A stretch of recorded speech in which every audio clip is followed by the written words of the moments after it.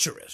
Late January, and the President of the United States is on social media threatening to decertify every airplane Canada's ever built, like he's cancelling a Netflix subscription instead of poking a stick into the spokes of global aviation safety. He's raging that Canada has wrongfully, illegally, and steadfastly refused to certify a family of Gulfstream business jets. And unless Ottawa falls in line, he's going to 1. Decertify Bombardier Global Express jets and all aircraft made in Canada, and 2. Slap a 50% tariff on anything with a maple leaf on the tail that dares cross the border. Only problem? He doesn't have the legal power to do it. Experts are spelling it out in words even a Truth Social intern can understand. Certification authority in the US rests with the FAA, not the Oval Office, and no late-night post changes that.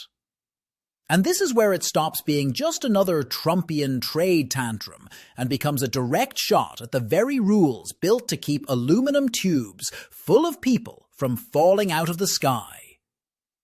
For decades, Transport Canada, the FAA, and Europe's EASA have built this intricate web of bilateral deals and technical implementation procedures, so if one agency certifies an aircraft, the others can validate it without starting from scratch, as long as safety standards match.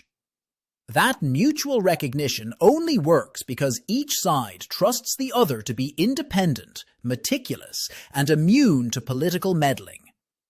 Canada already accepts FAA technical standards for many components and vice versa, on the understanding that safety engineers, not politicians with trade grudges, call the shots. When a president starts using certification as a bargaining chip, he's not just squeezing Bombardier, he's yanking bricks out of the foundation of that trust.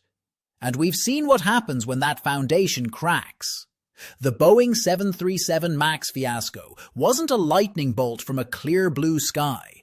It was the culmination of cozy delegation, self-certification, and regulators who didn't fully understand or independently stress test a critical system, MCAS, that could repeatedly push the nose down based on a single faulty sensor. Investigations found the FAA relied too heavily on Boeing's own analysis, underestimated the risks, and allowed design changes without demanding enough training or transparency.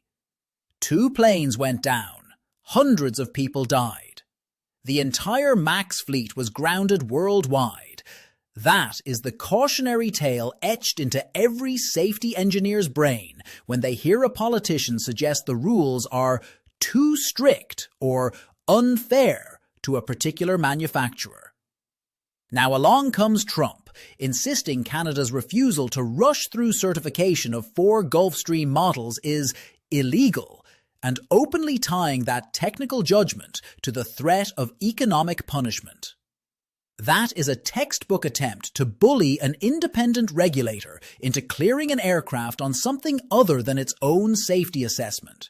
Exactly the pressure the post-MAX reforms were meant to resist. Bombardier, for its part, is warning that even the talk of decertifying Canadian-built jets would have significant impact on travelers and operations, given that thousands of its aircraft operate in US airspace. Aviation analysts and unions are pointing out the obvious. Yank certifications for political reasons, and you don't just hurt Canadian jobs, you snarl US airlines, maintenance, parts supply, and business aviation from New York to Nevada.